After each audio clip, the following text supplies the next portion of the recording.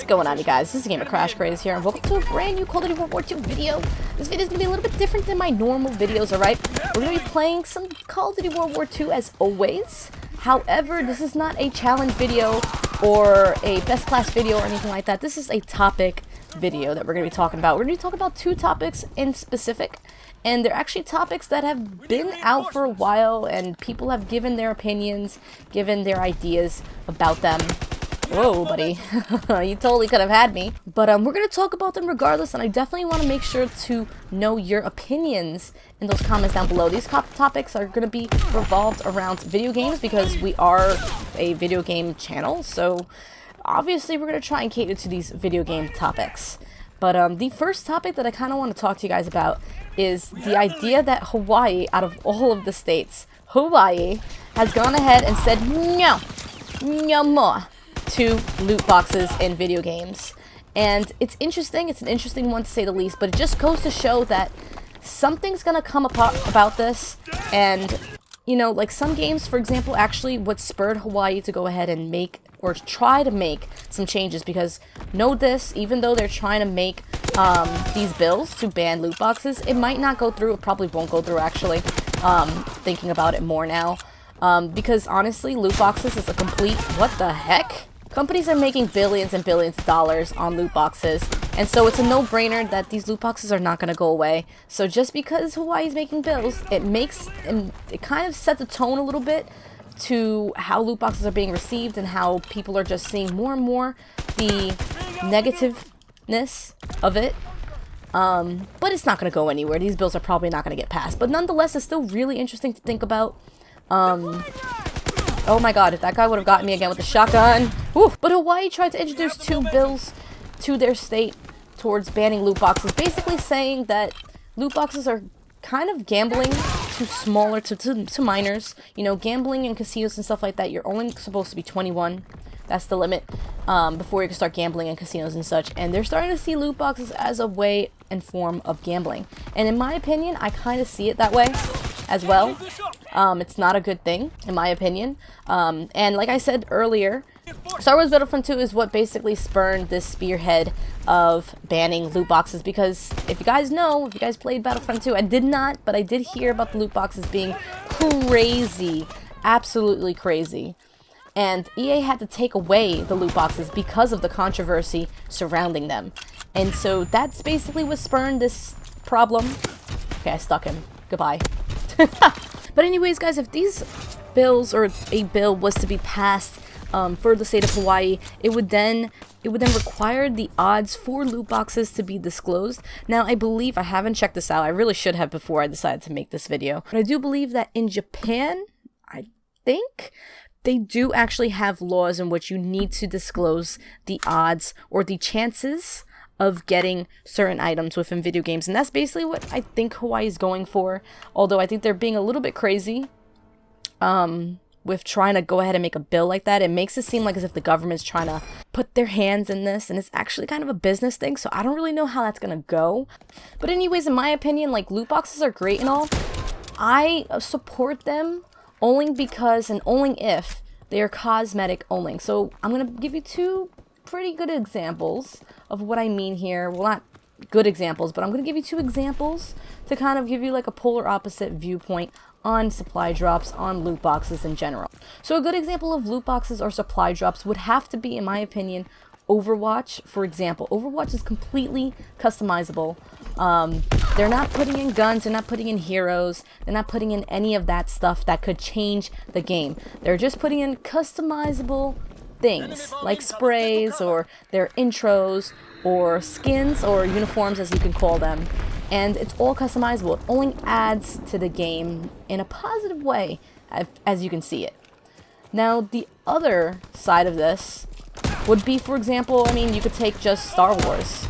Star Wars Battlefront 2 did the wrong thing, and you could even look at, for example, I could use Black Ops 3. Black Ops 3 handled supply drops horribly. And I will forever be kind of upset with Black Ops 3 because of the fact that I could not get any guns or anything like that from it. But those are two pretty good, that's pretty much what I'm saying here. Like, supply drops and loot boxes, they could be really good things, but so long as it's not a game changer, in a sense. If you don't feel like you need to spend that $20 on just a chance of you getting that super cool, super rare weapon or something like that.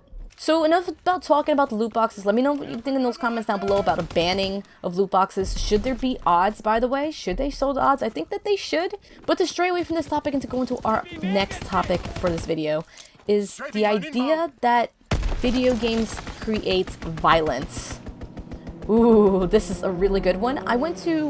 In my college days, I studied psychology, and for one of my psych classes, actually one of my last psych classes, we had to make our own hypothesis and try and back it up with studies and all this other stuff. So we got to choose our own topics, and about two of my classmates went ahead and tried to make the argument over whether or not video games produced violence. And boy, oh boy, did I just not agree with them at all. I mean, well, not everybody thinks that violence is spurned from video games, but some people do. And actually, the Psychology Association believes that. They stand firm on that, which is kind of annoying. It's kind of aggravating because it's not true.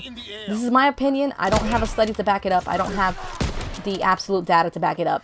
But me playing Call of Duty, okay, I play Call of Duty since forever ago, okay, forever ago. Am I gonna go and shoot up a school?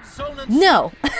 If anything, video games really hinders our sociability, because people who play video games, like I play video games, like a lot of people play video games, we don't go outside. We do not go outside. But anyways, an interesting one from the psychological groups, they reported that more than 90% of children in the United States play video games. That's a lot. 90%? Come on, guys.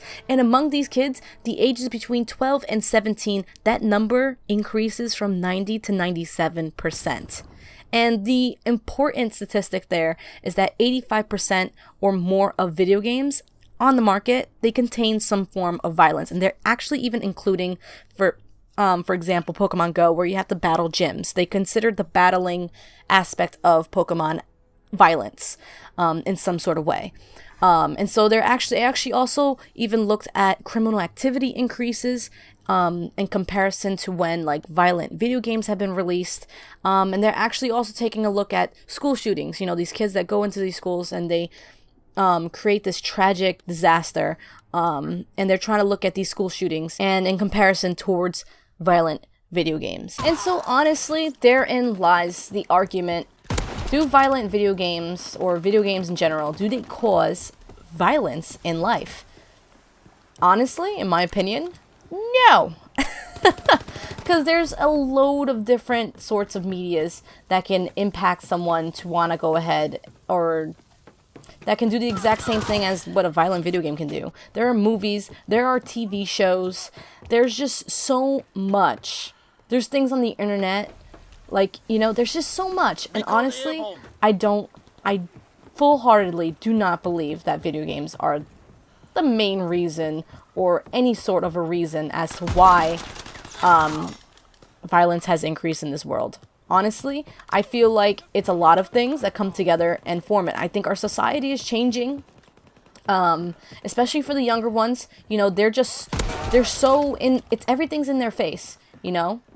The internet is there at a click of a button for younger generations, and they're just able to get more and more data, more and more information, more and more marketing and stuff, and it's a lot. It's a lot for younger kids to have, and I feel like a lot of things have been impacting the stuff that's been going on, you know?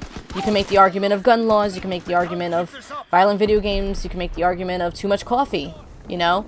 Like, doctors will say 1 year that coffee's really bad for you, and then the next year they'll say, wait, it's good for you, drink it. So you know what? You really gotta take these things with a grain of salt, unless there's like really hardcore data to back it up. Always do your research, guys, and don't believe every single article that's out there. I want to hear your thoughts in those comments down below, though, on these two topics. Do you think that violence in video games is a good reason towards why stuff has been going on that's been going on? Let me know. Is Grand Theft Auto the reason why? Is it? I just think it's ridiculous, in my opinion. Like, come on. Like, for example, me, I've been playing violent video games forever, since before high school days, and not a bone in my body, I think, would ever go ahead and willingly hurt somebody for no reason, you know? Oh god.